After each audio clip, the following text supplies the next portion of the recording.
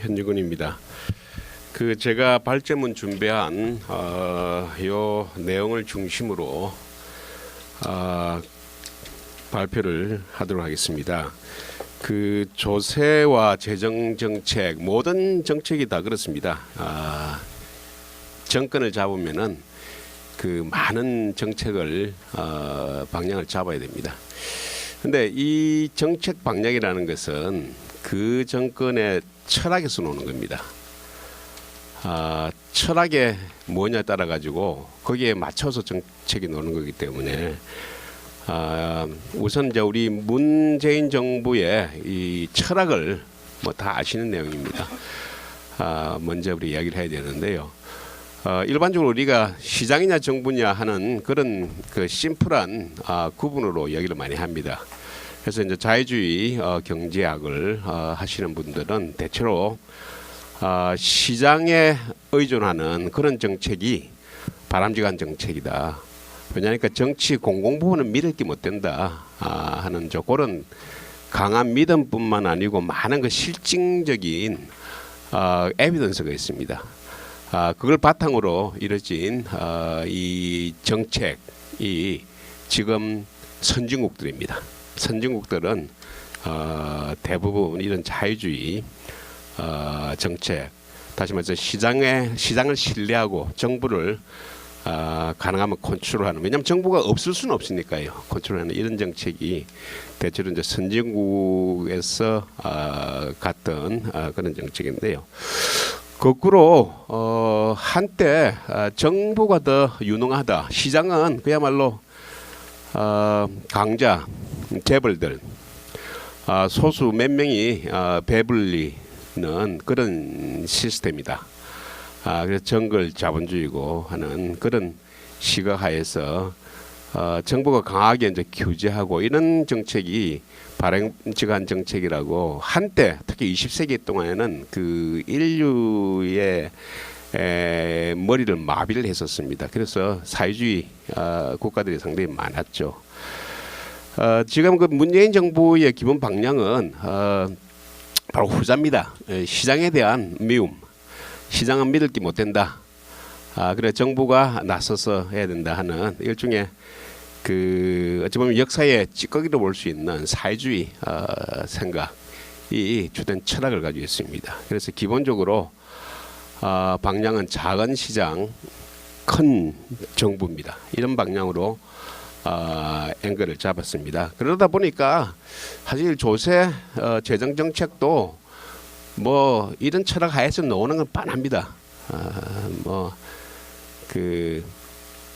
소위 말해서 이제 경제적 강자에 대해서는 세금으로 많이 뺐고, 그리고 경제 약자에 대해서는 많이 도우자, 그 이제 복지가 되겠죠. 그래서 이제 그런 방향으로 가는 것인데, 이 사실 또 포장에 굉장히 능합니다. 이 정부가 이 포장지를 사실 포장지는 포장도 아닌 아무런 어찌 보면 포장도 포장 나름대로 이론이 있고 역사가 있고, 나름대로 이제 포장 전문가들 사이에 뭔가 좀 이렇게 인정해주는 그런 포장 기술이라는 게 있습니다. 그런데 이번 정부가, 문재인 정부가 한 포장이라는 것이 소득주도 성장론이라는 것입니다. 요새는 소주성 이렇게 이야기를 하고 있는데, 소주성.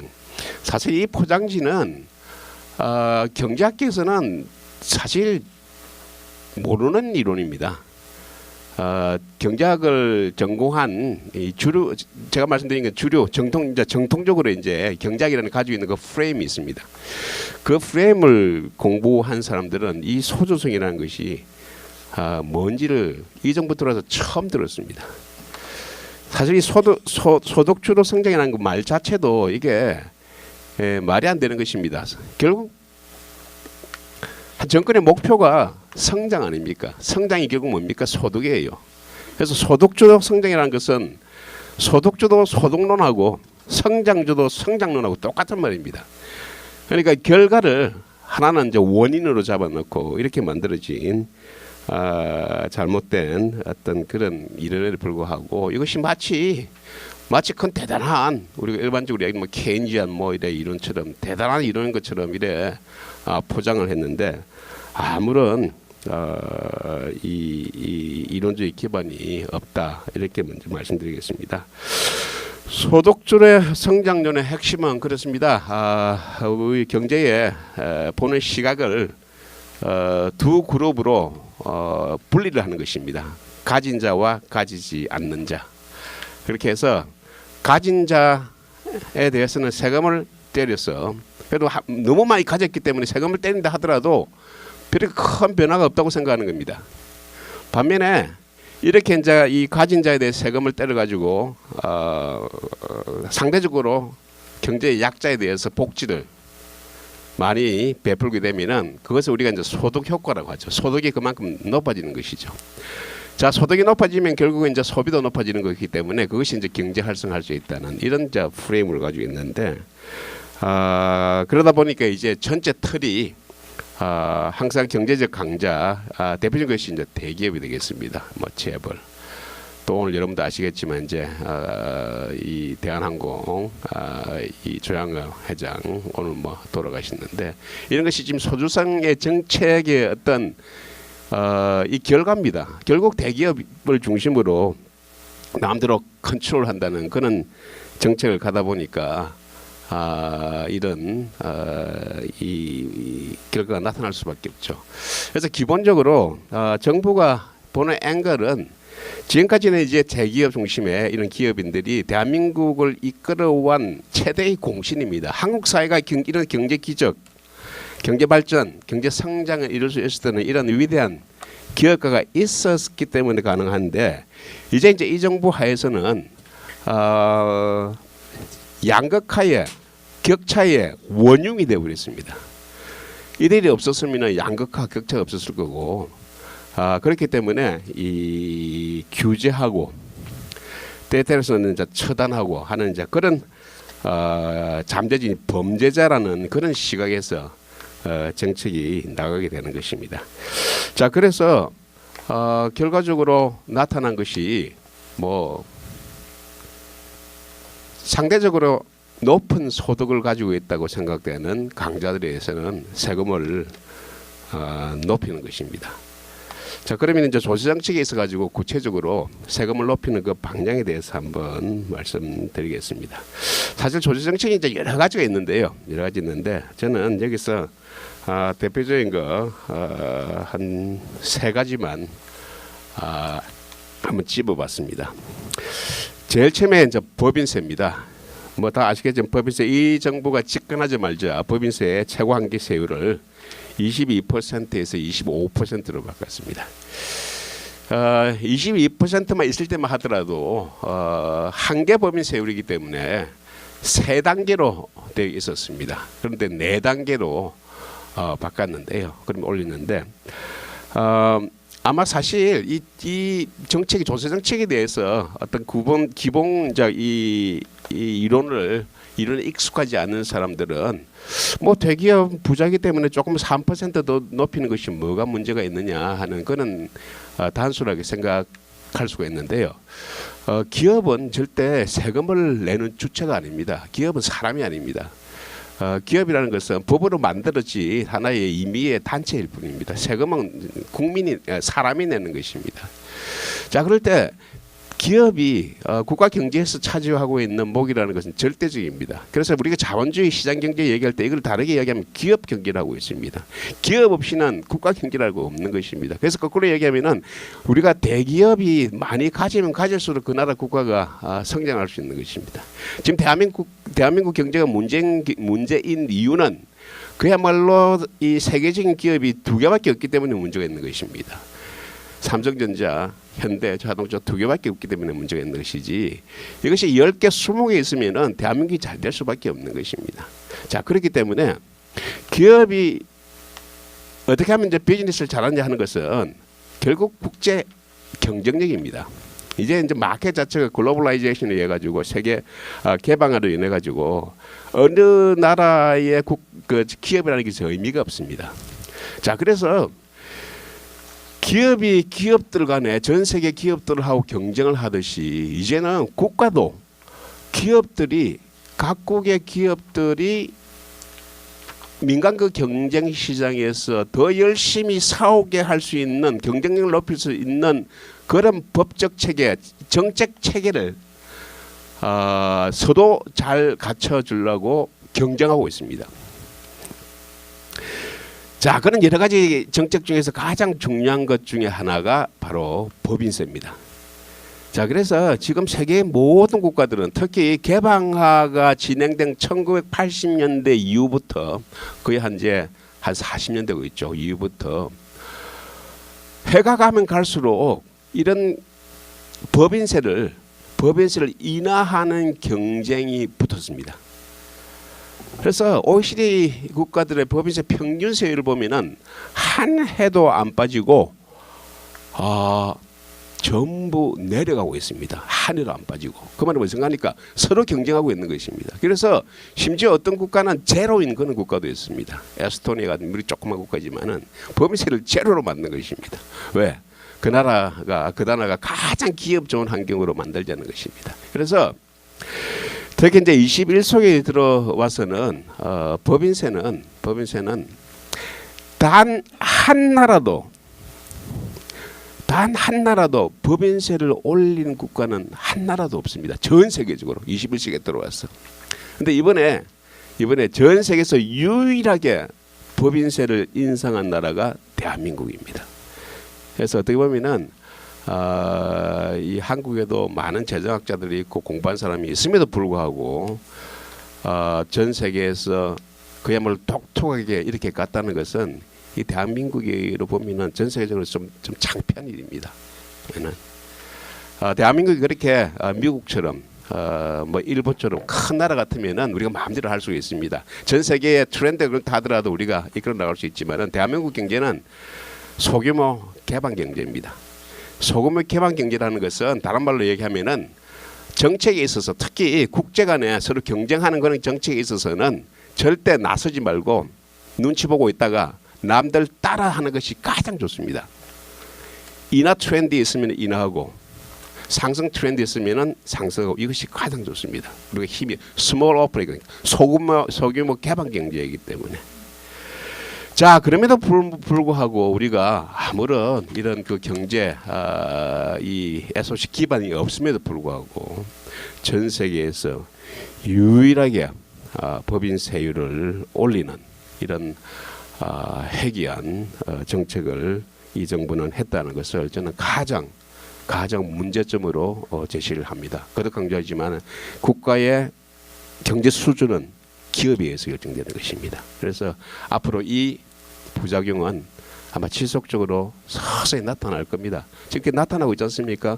고용이라든지 이런 문제로 나타나고 있습니다. 또 얼마 보니까 또 연금 수익률 같은 것이 떨어지 1%로 안 된다고 어제 신문이 났던데요. 그게 다 그렇습니다.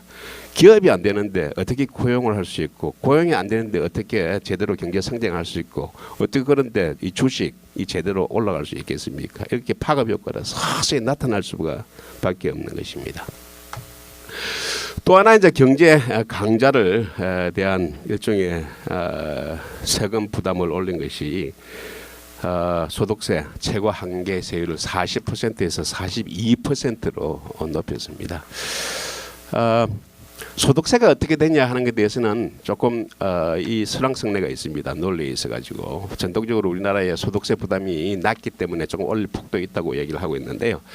자, 기본적으로 이제 소득세를 올리는 것도 국제 트렌드에는 안 맞습니다. 이 증가하는 이런 트렌드를 맞추기 않음에도 불구하고 올렸는데요. 그 논리가 부자정세로 이렇게 하게 되면은 그만큼 서민의 소득이 올라가기 때문에 경제 활성화 효과가 있다는데 이거는 부자들에 대한 세금을 높임으로 인해 가지고 부자들이 생각하는 소득 감소 효과, 그러니까 소비 감소 효과. 아까 말씀드렸듯이 이 서민에게 빈곤층에게 소득을 높여주면은 소비도 활성화됩니다. 그 똑같은 논리로 부자들에게 소득 세금을 더 많이 걷었기 때문에 그만큼 소비로 나가는 목이 줄어드는 것입니다. 자, 그는 부자로 통해 가지고 일어나는 소비의 감소 부분하고 서민층 혹은 빈곤층을 통해서 소비 증가분하고 비교를 해보면은 훨씬 부자 측에서 소비를 감소하는 그 폭이 더 클 거라는 것이 일반적인 상식입니다. 그러면 과연 이런 소득세 높이는 것이 국가경제 활성에 도움이 되겠냐는 것이죠. 세 번째 문제로 제가 제시하는 것은 이 부동산 관련 세금인데, 이 부동산 관련 세금은 저는 이거는 이 단지 이 조세 정책의 문제가 아니고 대한민국의 그 정치 체제, 민주 체제의 근간을 흔들어 버리는 엄청난, 이거는 반헌법적인 범죄라고 생각합니다. 저는. 여러분 다 아시겠습니다. 저 세계 역사를 보면은 전부 세금을 통한 투쟁이었습니다. 인류의 천년의 역사를 보면은 항상 왕은 백성들로부터 세금을 뜯어갔습니다. 그래서 이 천년간의 이 역사, 특히 서양의 역사를 보면은, 우리가 역사 세계사를 공부해 보면은 영국의 마그네 카르타라든지 명예혁명이라든지 프랑스 혁명이라든지, 가까이는 이제 영국의 독립전쟁이라는 것이, 이게 전부 다 세금으로 인해서 발생한 것입니다. 왜 우리에게 세금을 많이 부과하냐? 자, 그래서 이제 민주주의란 체계가 만들어진 그 근본적인 역사적인 배경은 미국의 독립전쟁입니다. 미국의 독립전쟁에 그때 나온 이 전쟁하는 그 배경에는 결국 세금이었죠, 그죠?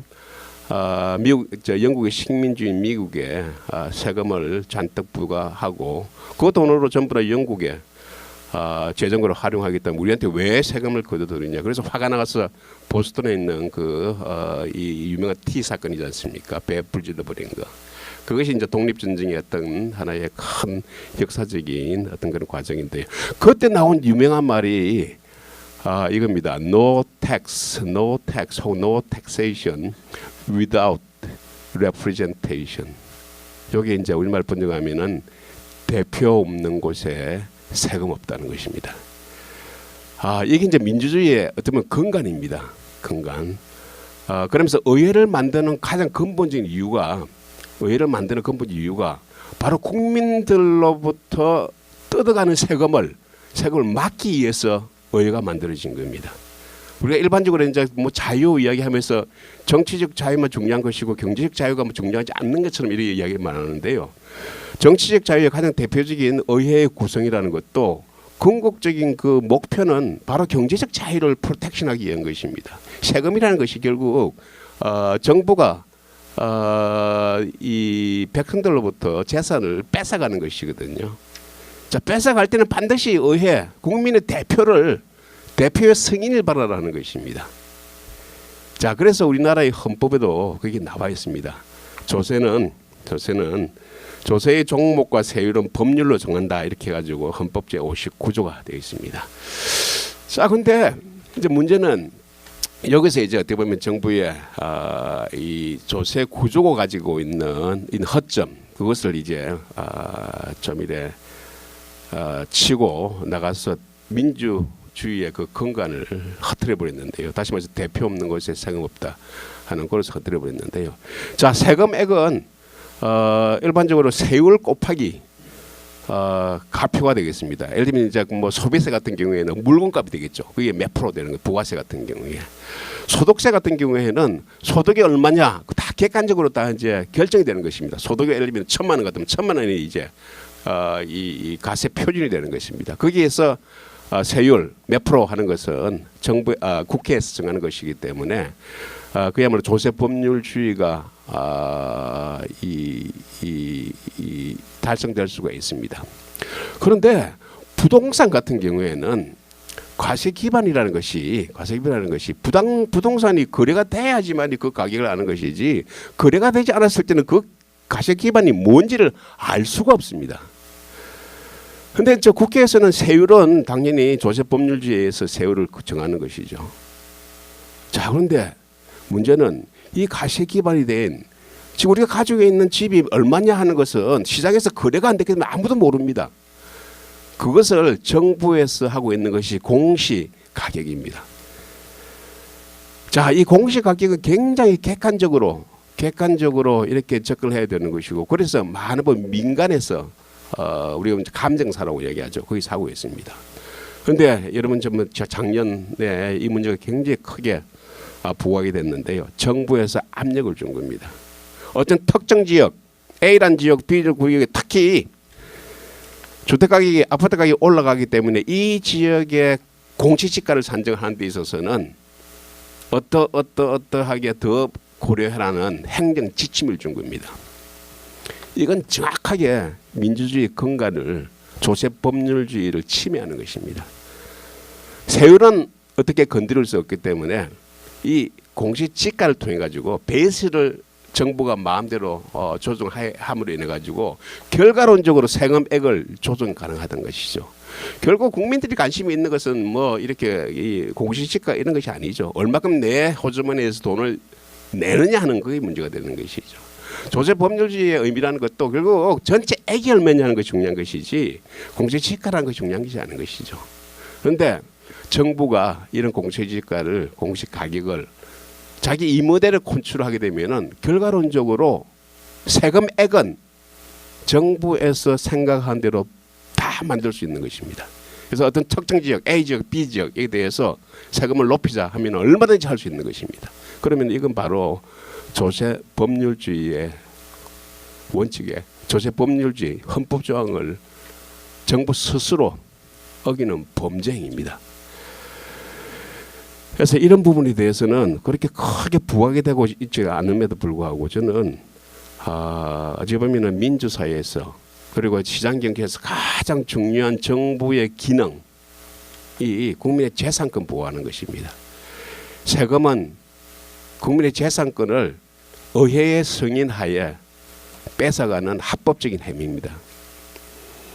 그래서 헌법에서 보호하고 있음에도 불구하고 헌법에 이 조항을 교묘하게 이용을 해서 조세법률주의가 아니고 조세행정주의로 다른 세목은 다 할 수가 없으니까 이 부동산 관련해서는 조세법률주의가 아니고 조세정부주의로 가는 그런 결과를 낳았다 하는 부분을 문제점으로 제시를 했습니다. 자, 결국 이제 조세라는 것이 이 평가하기 위해서는 어떻게 쓰느냐하고 같이 봐야 되는 것입니다. 한쪽만 본다는 것은 의미가 없습니다. 돈을 걷어가지고 어떻게 쓰느냐 하는 것인데요. 그럼에도 불구하고 이런 여러 가지 이제 원칙, 아까 말씀드린 국가 경쟁력을 해치는 이런 법인세 인상이라든지 조세 법률주의를 해치는 이런 부동산이라든지 이런 무리를 해서라도 국가적으로 굉장히 필요로 하는 모든 국민들이 원하는 이런 그 지출을 한다면은 사실 그렇게 크게 우리가 비판할 게 못 됩니다. 자, 그러면은 우리 문재인 정부가 지금 현 정부가 과연 이렇게 거둬들인 세금을 제대로 집행하고 있느냐는 것이죠. 자, 제일 첫 번째 이 정부가 들어와서 시작한 것이 바로 2018년 예산입니다. 그리고 우리가 작년 예산이죠. 작년 예산이 굉장히 의미가 있습니다. 어떻게 보면은 이 정부는 이 첫 예산에서부터 자신의 어찌 보면은 자신의 철학, 경제 철학, 정부의 철학을 확실하게 드러냈습니다. 그 당시에 2018년에 예산 총액이 한 430조 원이었습니다. 우리가 이제 이것이 사실 이 액수 자체는 일반인들이 이해하기가 힘듭니다. 뭐 우리가 뭐 기꺼이 가지고 있는 돈이라는 것이 뭐 많아야 1억이고 그렇지 조가 넘어가면 사실 이 머리에 감각이 없습니다. 그래서 주로 하는 것이 전년 대비 어떻게 증가했냐 이런 거 보시는데요. 2018년도 증가한 대비가 전년 대비 7.1%였습니다. 우리가 이제 일반적으로 대한민국 성장 3% 이렇게 이야기하고 있고 올해 같은 경우에는 2% 뭐 중반 이렇게 이야기되고 있는 상황입니다. 근데 7%라면은 엄청난 거죠. 자, 근데 문제는 사실 전체 액도액이지만은 사실 어디에 쓰느냐 하는 그 구성비가 굉장히 중요한 것입니다. 정부가 어떻게 돈을 쓰느냐에 따라 가지고 민간의 경제 성장을 유도해 나갈 수가 있습니다. 그것이 대표적인 것이 SOC 같은 것입니다. SOC라는 것은 민간이 자발적으로 투자하기 힘들기 때문에 정부에서 이런 SOC 투자를 통해서 민간의 경제 성장을 활성화할 수 있는 것이고요. 때로는 또 민간이 성장을 유도하는 그런 여러 가지 산업 정책이 있습니다. 대한민국도 그렇게 해가지고 또 많이 성장을 했었습니다. 70년대, 80년대. 그런데 2018년도에 보면은 전년 대비 7% 증가한, 이것도 엄청난 건데, 증가한 액수에, 전년 대비 총 증가한 액수의 60%를 복지에 썼습니다. 복지. 우리는 이제 이런 그 예산이 어떻게 구성되고 있느냐 하는 그 부분을 이런 거 이렇게 잘 안 보는데요. 항상 총 증가한 그 액수의 구성이 어떻게 됐냐 이렇게 봐야 되는 것입니다. 그래서 새 정부 들어와가지고 세금을 정부 예산을 늘린 분 속에서 60%는 복지에 집중적으로 이 배당을 한 거게 되죠. 복지 예산도 경제 성장을 하는데 도움이 되면 아무런 문제가 없습니다. 또 실제로 또 현 정부는 복지를 늘림으로 인해 가지고 경제 성장에 긍정적인 효과라고 이렇게 주장을 합니다. 그런데 전부 거짓말입니다. 재정학에서는 이런 부분에 대해서 많은 연구가 있습니다. 그게 수천 가지 연구가 있습니다. 어떤 연구에서도 복지 예산이 경제 성장에 효과가 있다 이런 건 없습니다. 간혹 어느 복지학자, 지금 우리 현 정부에서 이러고 있는 복지학자 중심으로 그런 이야기하는데요. 경제학이라는 그런 이 프레임에서는 복지 예산은 그야말로 사회적인 소외된 이런 경제적 소외된 자를 위한 어떤 그런 지출. 그럼에도 불구하고 그거는 중요한 어떻게 보면은 그 정부의 역할이라 볼 수가 있는 것입니다. 할 수 없는 것이지 그거로서 절대 경제 성장을 기대해서는 안 된다는 것입니다. 자, 그럼에도 불구하고 이 정부는 그렇게 엄청난 구성비로 복지에 이 예산을 활동하면서 마치 그렇게 하는 것이 장기적으로 경제 성장에 도움이 된다 이런 논리를 펴는데 전혀 경제학 분야에서는 인정되지 않는 그런 논리다 그렇게 볼 수가 있습니다. 자, 그렇게 2018년 첫 정부가 시작해서 그다음에 전자 올 예산 그리고 내년 예산 얼마 전에 지지난주에 발표했습니다. 내년 예산 규모가 지금 국가재정운용계획 이렇게 해가지고 항상 5개년을 이렇게 계획을 합니다. 거기에 지금 나와 있는 잠정안이 504조 원이 발표됐습니다. 이제 벌써 500조 원이 이제 국가 예산이 초과하게 됐습니다. 자, 이것도 올해 대비해서 거의 한 7.3% 증가한 그런 수준입니다. 올해 경제 성장 3% 절대 힘듭니다. 조금 짜게 보는 이런 기간에서 2.1% 이렇게 이야기하고 있고요. 조금 이제 후하게 본다 2.5%를 보고 있습니다. 자, 올해 경제 성장이 그럼에도 불구하고 내년의 예상 규모를 7.3% 증가하는 이런 수준을 보였습니다. 엄청난 겁니다. 자, 그러면은 왜 이렇게 했을까요? 이런 질문을 해야 되는데 바로 여기서 우리가 정확하게 이제 지적해야 되는 것이 정권을 가진 정부의 입장에서는 예산처럼 좋은 정책 수단이 없습니다. 정권을 잡는 정치인들입니다. 정치인들은 머리에 가지고 있는 것이 정권을 유지하는 것입니다. 다시 말해서 정치적인 인기를 유지하는 것입니다. 인기를 유지하는 데 있어서 가장 좋은 방법이 국민들한테 돈 뿌리는 겁니다. 이것처럼 좋은 게 없습니다. 자, 그래서 정부는 지금 한국의 경기가 올해 2.1%고 경제 전문가들은 내년도 안 좋다고 이렇게 얘기를 하고 있습니다.